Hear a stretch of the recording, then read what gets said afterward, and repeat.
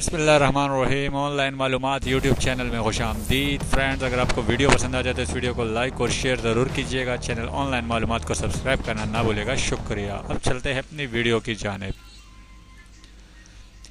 अहमद शहजाद की जगह अफरीदी आज किस खतरनाक खिलाड़ी को मैदान में उतारेगा? टी10 लीग की अब तक सबसे बड़ी खबर। जी हाँ, टी10 लीग में शाहिद खान अफरीदी की टीम पख्तून आज अपना दूसरा मैच रात 11 बजे खेलेगी।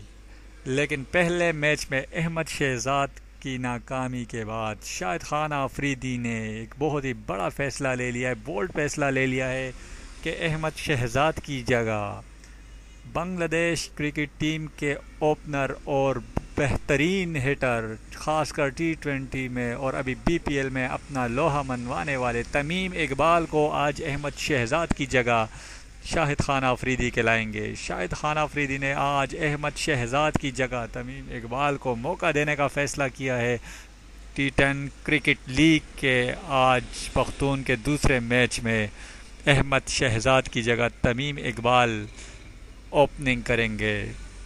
दोस्तों, अगर आपको वीडियो पसंद आई हो तो इस वीडियो को लाइक और शेयर ज़रूर कीजिएगा। चैनल ऑनलाइन मालूमात को सब्सक्राइब करना ना भूलिएगा। शुक्रिया।